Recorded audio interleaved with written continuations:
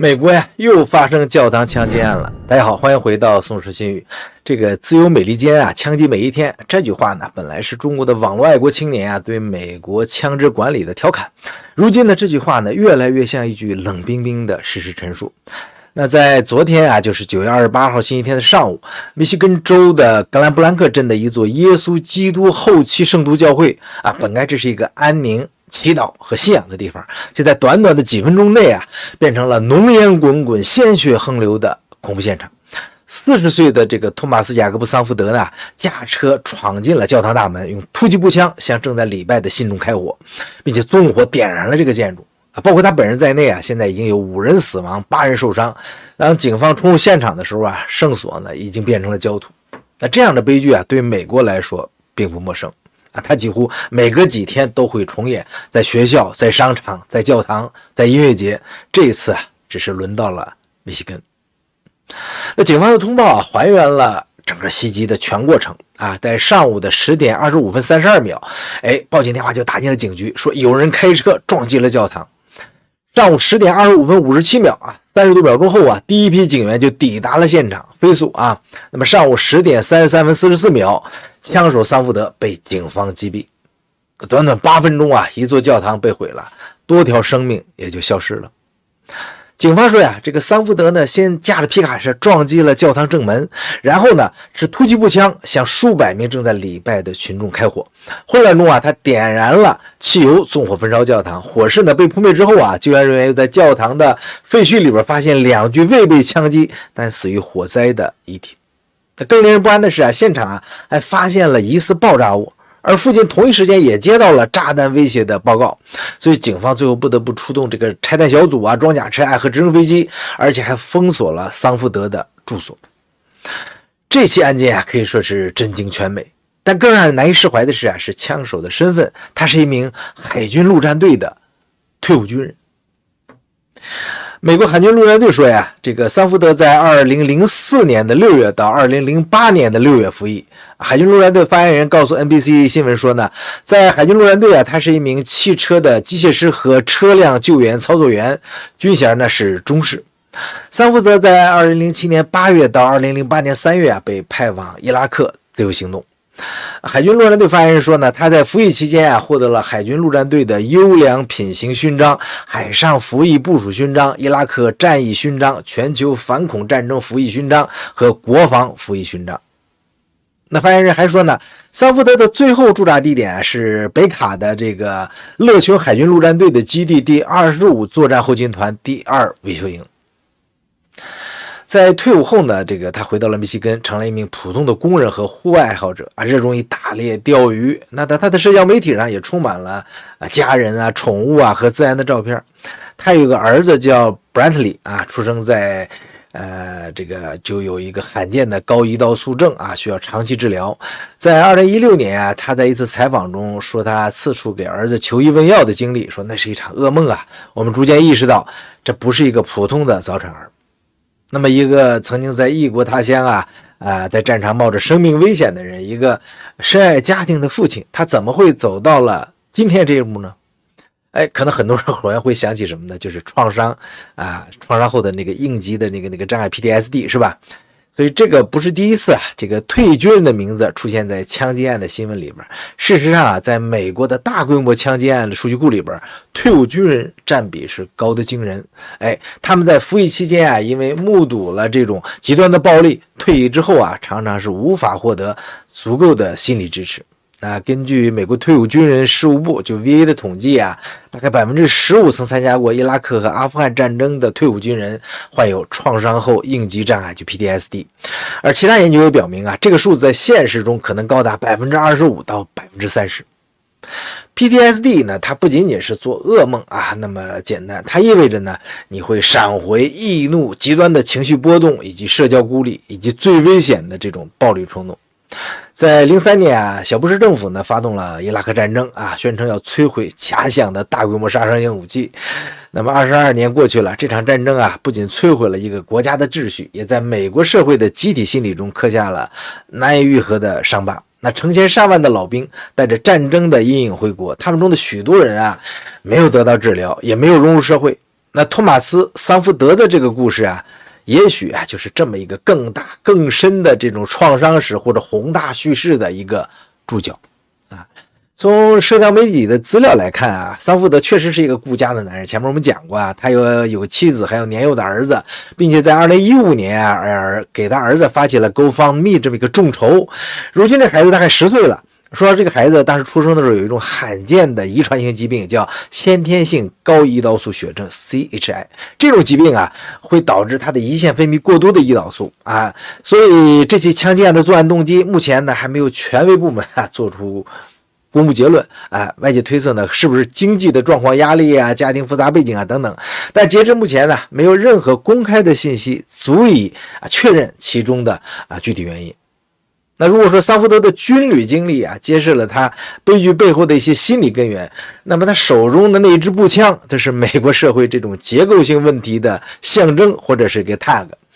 根据枪支暴力档案的数据啊，仅在2025年的8月到9月啊，美国就发生了超过970起的大规模枪击案件，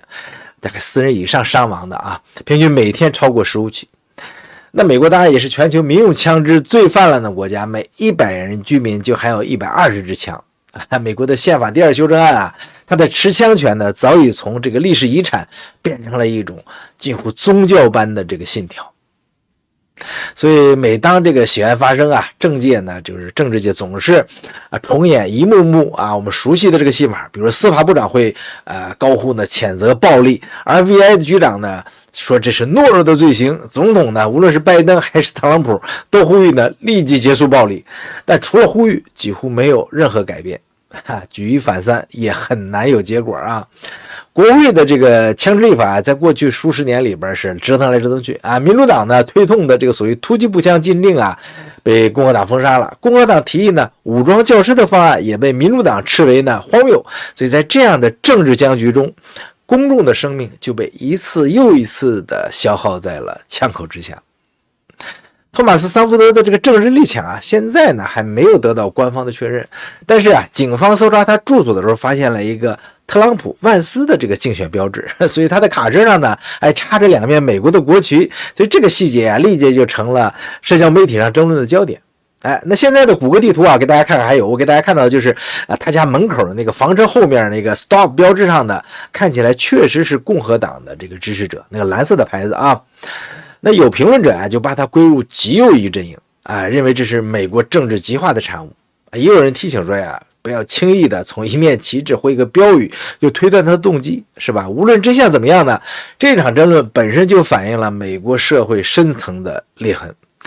所以在这个国家呢，身份早已取代了事实，成了对话的起点。所以你支持川普还是拜登是吧？你是戴红帽子还是配那个蓝徽章？你是站在那一边还是你站在哪里往往比你做了什么更重要。所以这种撕裂呢，已经蔓延到了宗教、种族、性别、移民几乎所有的领域，也让执法和治理陷入了困境。比如说以仇恨犯罪为例FBI 的数据显示美国的仇恨犯罪案件从2020年开始连续4年上升，到2024年就达到了最高峰。那个宗教场所的这种暴力犯罪尤其频繁，从比兹堡的犹太教堂到德克萨斯州的这个教堂，再到这次的摩门教的教堂，是吧？那政府不是没有资源而是没有共识。在两党互相指责、这个选举周期不断压缩的现实下，任何涉及到什么枪支、警察、意识形态的改革都会成为政治自杀，因为这个难题太难解决了。所以这次枪击案发生在密西根州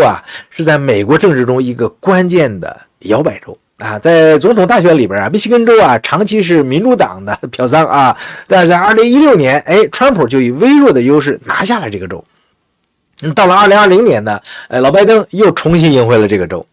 因为他选民的结构和工业基础呢，这个他应该说是他的南岛应该算是下岛吧，是铁锈带的一部分。密西根州在大选中的投票结果呢，往往是非常接近，因此就成了两党都极力争取的关键州。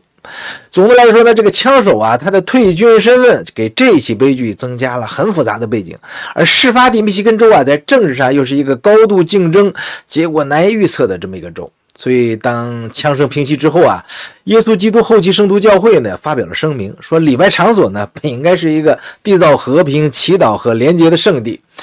川普在他的社交媒体真相传媒上也说呢，我们的国家必须立即停止这种暴力流行病。就这类表态啊，美国人已经听得太多了啊！几乎每一次大规模的枪击案后啊，都有类似的祈祷、谴责和承诺，但现在是第二天的新闻，往往就是有新的枪击在等着他们。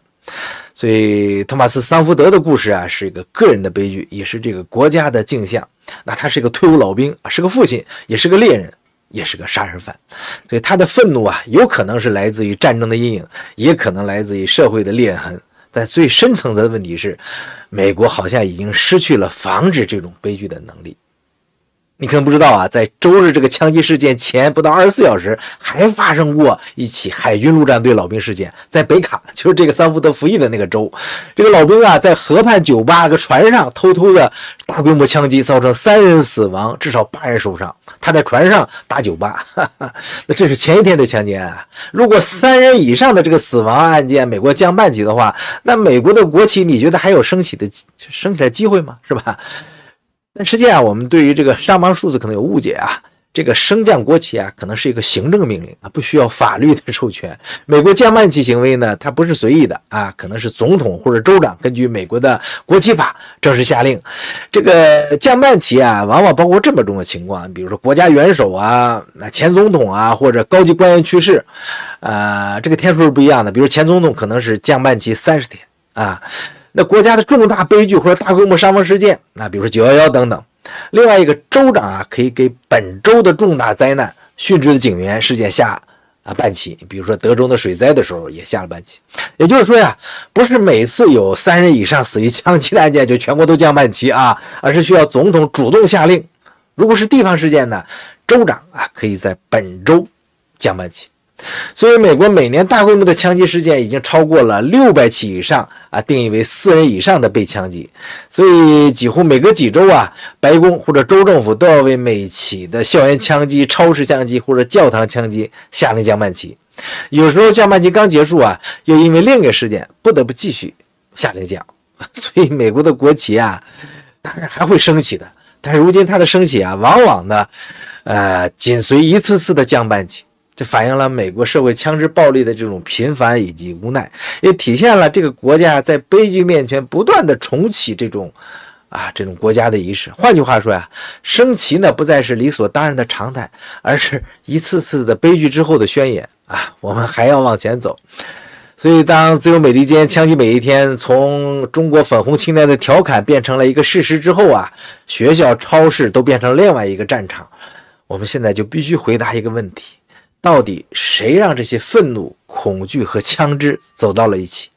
单独的禁枪能解决这些问题吗？好吧，这就是今天我们对于密西根州教堂的一个枪击案的一个简单介绍。谢谢大家收看，您有什么想法呢？可以在评论区留言。我们下次再见，拜拜。